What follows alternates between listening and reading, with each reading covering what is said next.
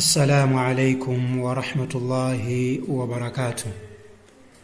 Kutamandidwa konse ndi kwa Allah subhanahu wa ta'ala, yemwe ndi mbuye wa zolengedwa zonse, amene adatilenga ife, amatisamalira, amatiyankha tikampempha, ndipo kwa iye ndi kumene tidzabwerere. Pambuyo pake mtendere ndi madalitso zipite kwa omaliza mwa atumiki yemwe ni Muhammad, akubanja lake, masahaba ake, gulu la matabi'in, komanso mataba'a tabi'in. Allah awachitire chisoni onsewa. Pambuyo pa izi pali mchitidwe pakati pa Asilamu umene ambiri amene amachita ndi anthu osazindikira. La yafaluhu illa aljuhal indana. Palibe amene amauchita mchitidwewu kupatula anthu osazindikira pakati pathu. Kodi mchitidwe wake ndi uti? Mchitidwe womapanga dua pambuyo pa kupemphera swala, imam kuchita dua pamodzi ni jamaa, anthu nikumayankha kuti amin. Kapena munthu waswali yekha ndi kupezeka kuti pambuyo pake akukweza manja napanga dua, akamaliza ndi kupuputa kunkhope. Kodi zimenezi pa Chisilamu zikuti bwanji? Tatiyeni tione mu kuyankhula kwake mtumiki sallallahu alayhi wasallam mu hadithi ya An-Nu'man ibn Bashir, yomwe ikupezeka mu Jami' at-Tirmidhi, ndi hadith 3247. Hadith ya sahihu. Iye An-Nu'man adati sami'tu an-nabiyya sallallahu alayhi wasallam yaqul, ndidamumva ine mtumiki wa Allah, mtendere ndi madalitso zipite kwa iye, akuyankhula kuti ad-du'a huwa al-ibada. Ad-du'a huwa al-ibada, kuti dua hii ndi ibada. Ad-du'a huwa al-ibada, dua ndi payoka ibada. Ndeti kamati dua ndi pempho. Pempho limene munthu amapempha ndi ibada. Kodi akumpempha ndani? Akumupempha Allah subhanahu wa ta'ala.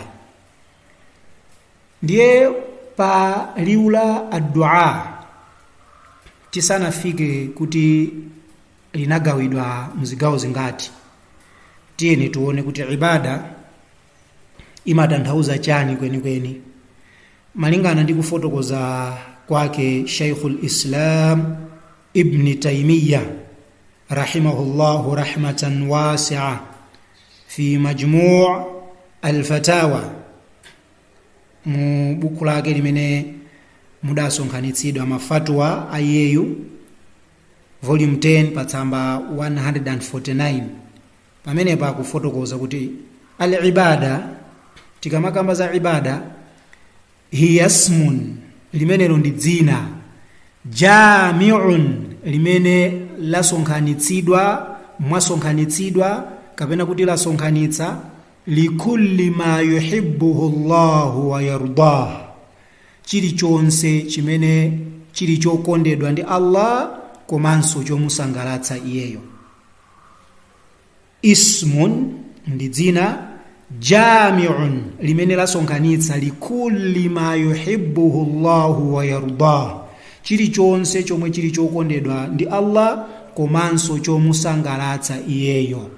Koma sadasire pompo, minal aqwali, kuchokera muzoyankhula, wal a'mali, komanso muzochita, al batina, zobisika, wal dhahira, komanso zoonekera poyera.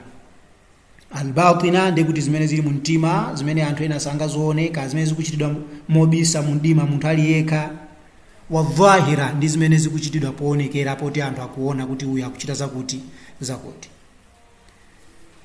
Hiya al-ibada, imeneyo ndi ibada. Tsopano tikabwera kuti kodi dua yagawidwa mu zigawo zingati? Al-anwa'u ad-dua, mitundu ya dua. Tili ndi mitundu iwiri: ad-dua al-mas'ala, dua yopempha, wa dua al-ibada, komanso dua yokhudza ibada.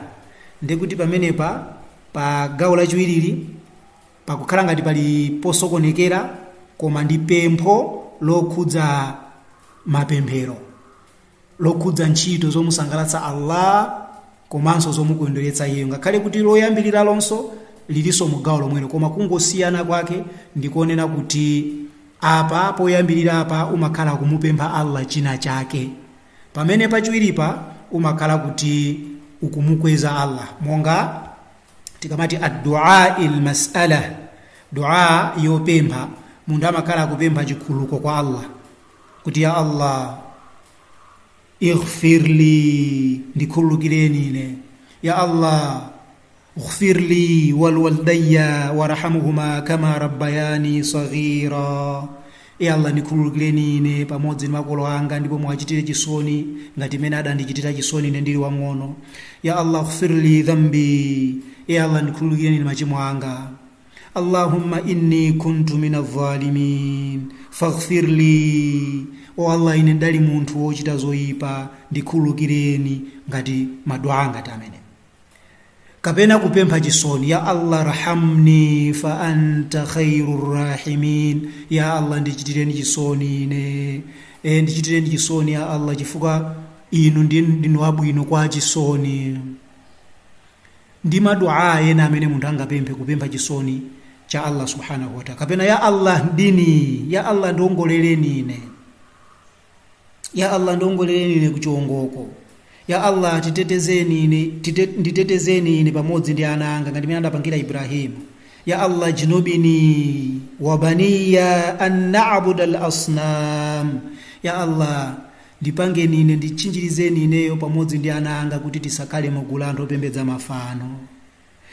Kapena kumpempha Allah chithandizo, ya Allah ndikufuna mulithandize ine zakuti, ndikufuna kupanga zakuti nthandizeni ya Allah. Ya Allah palibe chithandizo kuchokera kwa inu ya Allah, pano ndilibe zakuti ndipatseni ya Allah, zinthu ngati zimenezo.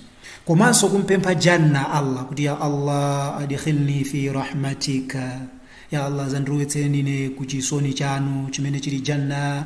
Ya Allah ndipatseni ine jannatul firdausi pamodzi ndi makolo anga, pamodzi ndi asilamu onse amene akutsatira chiphunzitso chanu, komanso chiphunzitso chimene adachisiya mtumiki wanu Muhammad sallallahu alaihi wasallam. Madua anga tamene. Kapena kupempha chitetezo, a'udhu bika ya Allah, ya Allah ndikuzichinjiza mwa inu minash shaitanir rajim wa hamzihi wa nafthihi. Madua ngati ameneyo. Kapenanso kupempha chitetezo kumene kumoto, ya Allah ajrini minan nar, tetezeni ine, talikitseni ine kumoto. Ndi madua amene munthu ungapemphe kumpempha Allah kumfunsa zina zonse. Imeneyo ndi machada kuti ad-du'a al-mas'ala. Ndiye tili ndi ad-du'a al-ibada, dua yokhudza ibada, monga kumukweza Allah nakuti Allahumma anta salam wa minka salam wa ilayka yarji'u salam, kuti ya Allah inu ndinu mtendere ndipo kwa inu kumatuluka mtendere. Allahumma la mani'a lima a'tayt wala mu'tiya lima mana'ta wala yanfa'u dhal jadd minkal jadd. Madua ngati amene. Kapena kuti ya Allah anta rabbas samawati wal ardi wa jibrila wa mikala fatiras samawati wal ardi. Madua ngati amene. ya Allah anta alhayy alladhi la yamutu wa nahnu almayyitun anta alghaniy wa nahnu alfuqara, kuti ya Allah inu ndinu wa moyo wa muyaya yemwe simufa koma ife timamwalira, ndipo inu ya Allah ndinu olemera koma ife ndife osauka. Maduwa anga amene ndu kumukweza Allah kumeneko. Ndiye maduwa onsewa mtumiki sallallahu alayhi wa alihi wasallam adaphunzitsa nthawi yake yoyeneka kuwachita. Ndi chifukwa chake tikabwera mu hadith yomwe ikupezeka mu Mujma' al-Kabir ya at-Tabarani, hadith 1647, mtumiki wa Allah akunena kuti ma taraktu shay'an yuqarribukum ila Allahi illa amartukum bihi, palibetu chinthu china chilichonse chimene ine ndachisiya chomwe chingakuyandikitseni inuyo kwa Allah illa amartukum bihi, pokapoka kuti ine ndakulamulani kuti chichiteni ndipo inenso ndachichita. Pali mahadith amene amagwiritsidwa ntchito ndi anthu omwe amachita ntchito imeneyi yokweza manja pakutha pa swala ndikumampempha Allah, akamaliza ndikukweza kunkhope, kapena imam iye yunamapanga dua anthu mbuyo mundu kumanena kuti amin. Alipo mahadith amene anthuwa amawagwiritsira ntchito. Ndiye tiyeni tuwaone. Hadith yoyamba, hadith imene ikupezeka mu Sunan Abi Dawud, hadith 1485, an Muhammad ibn Ka'b al-Quradhi, kuchokera kwa Muhammad ibn Ka'b al-Quradhi, yemwe akunena kuti haddathani, adandiuza ineyo Abdullah ibn Abbas, sahaba huyo uchida Abdullah ibn Abbas, kuti anna Rasulullah sallallahu alayhi wasallam qala, kuti mtumiki wa Allah mtendeni ndi madalitso zikhale pa iye adati, salullaha, mupempheni Allah mutatambasula manjano ayang'ane kumwamba, zala zanuzi kumene mmakamatira chakudyako kuyang'ane kumwamba, wala tasaluhu bidhuhuriha, koma musapange manjano akuyang'ana pasi ndikumakhala ngati kuti mukumupempha Allah mutayang'anisa zikhadabo zanu kumwambako, musachite zimenezo. Fa idha faraghtum, ndipo inu mukamaliza kumpempha Allah subhanahu wa ta'ala, famsahu biha wujuhakum, inuyo mupupute ndi manjawo kunkhope kwanu mukamaliza kutero. Hadithi imeneyi ni hadithi yomwe adaisunga Abi Dawud mu sunanu yake. Tiyeni tione hukumu ya hadithi imeneyi kuchokera mawake a Abi Dawud. Pochitira ndemanga hadithi, qala adati, ruwiya hadha alhadithu min ghairi wajhin an Muhammad ibn Ka'b, aliponso mahadithi yena angati omwewa ofotokoza mmene zafotokozedweramu komanso ochokera kwa munthu wake yemwe Muhammad ibn Ka'b, kulluha wahiya, mahadithi onsewo wahiyatun, ndi mahadithi amene ali ndi nthenda, ndi mahadithi ofoka. Wa hadha at-tariqu amthaluha wa huwa dha'ifun aidan, ndipo hadithi hii imene ndaipereka ineyi ndi chimodzimodzinso, ndipo ndi hadithi yotani yofoka. Kusonyeza kuti mukaipeza hadithi imene ikukamba zonena kuti munthu apupute kunkhope pambuyo pomaliza kuchita dua, imene yoyo hadithi yo muizindikire kuti ndi yotani ndi yofoka. Ndiye tatiyeni tuone mu hadithi ya chiwiri yomwe ikupezeka mu Jami' at-Tirmidhi, ni hadith 3386, ndipo ni hadithi so ya dhaif yofoka yomwe Umar ibn al-Khattab radiyallahu anhu qala, kana Rasulullah sallallahu alayhi wasallam idha rafa'a yadayhi fi ad-du'a'i, akakweza manja yake panthawi imene amapanga dua, lam yahuttahuma samawatsitsa manjawa hatta yamsaha bihima wajhahu, mpaka na manjawo atawapuputira kunkhope kwake, ngati mmene ambiri mwa ife muja timachitira. Hadithi imeneyi ndi dhaif, yofowoka. Ndipo tikapitanso mu hadithi ina yochokera kwa As-Sa'ib ibn Yazid ibn Sa'id al-Kindi mu Sunan Abi Dawud, ndi hadithi 1492, nayonso ndi yofowoka. Mene mu Yazid ibn Sa'id al-Kindi akufotokoza kuti anna an-nabiyya sallallahu alayhi wasallam kana idha daa farafa'a yadayhi masaha wajhahu biyadayhi. Ndithudi munthawi yomwe mtumiki kumpempha Allah amakweza manja ake, ndipo amati akamaliza masaha wajhahu biyadayhi, amapuputa nkhope yake ndi manja akewo. Hadha hadith dhaif, hadithi nso imeneyi ndiyofoka. Ndiye tikabwera mu Musannaf Abdur Razzaq volume 2 patsamba 534, pamene pali babu, pali chapter mashi rajuli wajhahu biyadayhi idha daa, kupuputa nkhope munthu ndi manja ake pamene wachita dua, pali chapter chimenecho. Ndipo tikapita mu Al-Mustadrak ya Al-Hakim volume 1 patsamba 536, kitabu dua babu mashu alwajhi biyadaini ba'da dua. Mu Mustadrak ya Al-Hakim pa volume 1 imeneyi patsamba 536 mu buku la ad-dua pa chapter chokhudza mashu alwajhi, kupuputa nkhope biliyadaini ndi manja awiri ba'da dua, pambuyo poti munthu achita dua. Ma hadithi amene akupezeka pamenepa lam yasihha fihi shay'un, palibe chilichonse mmenemo chimene chili cha sahih. Hadithi onsewo dhaifun, ndofoka. Ndiye tikumbukire kuti mtumiki wa Allah sallallahu alayhi wa alihi wasallam chimene wayankhula ndi chinthu chimene chili cha sahihun, chimene chili chopanda chikayiko mkati mwake, ndipo anthu akuchidziwa, ndipo maswahaba adachichita.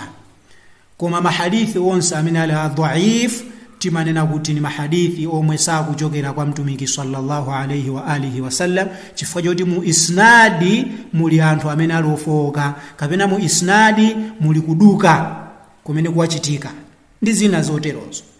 Tikabwera pa ulumul hadith, koma muno sitifuna kulongosola za ulumul hadith, ndiye tanena kuti mtumiki wa Allah sallallahu alayhi wasallam dua adaifotokoza kuti ndi al-ibada. Ndiye ibada si magona pa mahadithi ofoka, ibada yagona pa mahadithi asahihun.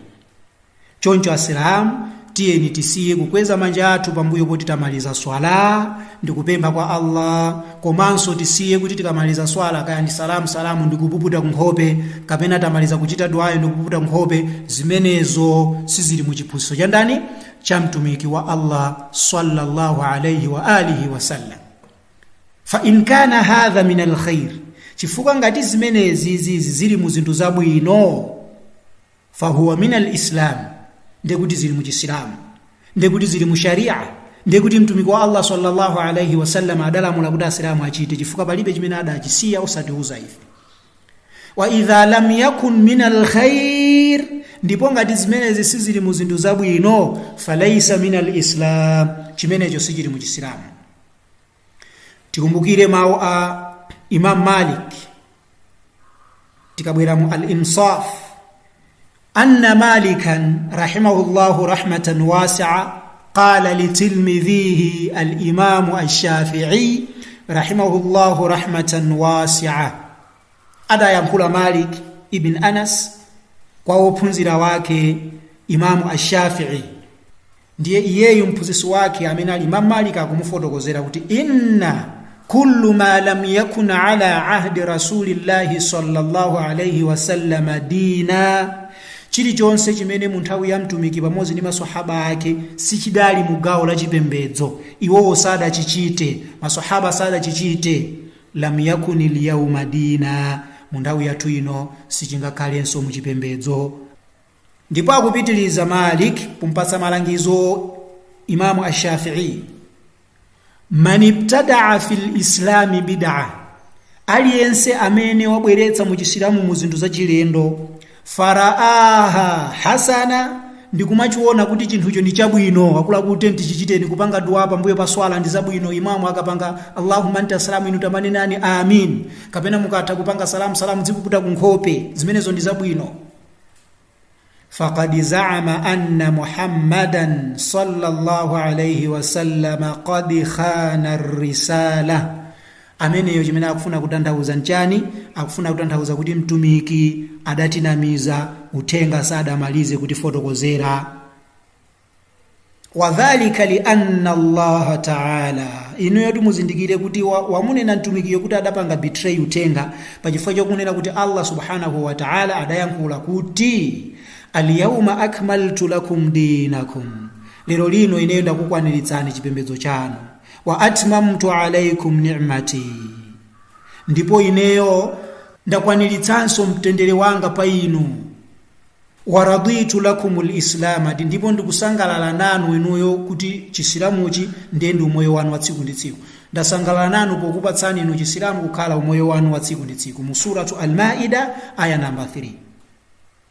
Ndiye izi tizindikire kunena kuti sizili mu chisilamu. Asilamu tiyeni tisiyeni kuti kataswala tizivuputa kunkhope, tiyeni tisiyeni kuti basi munthu kataswala udzimpempha Allah kukweza manja ako kenako kamaliza pamenepo pupute, zimenezozo laisa min rasulillah, sizili zochokera kwa mtumiki sallallahu alayhi wasallam. Ndiye nakumafunsa kuti kodi tsopano ndi nthawi iti imene ife tingapange dua, ndi nthawi iti paswala imene ife tingapange dua? Khalani pompo, inshallah tikhalanso tikufotokoza kuti ndi nthawi iti yoyenera kuti munthu upange dua malingana ndi chiphunzitso cha mtumiki wathu Muhammad sallallahu alayhi wa alihi wasallam. Kufikiranso mu nthawi imeneyi ndikusiyeni manja mwa Allah subhanahu wa ta'ala. Wassalamu alaykum wa rahmatullahi wa barakatuh.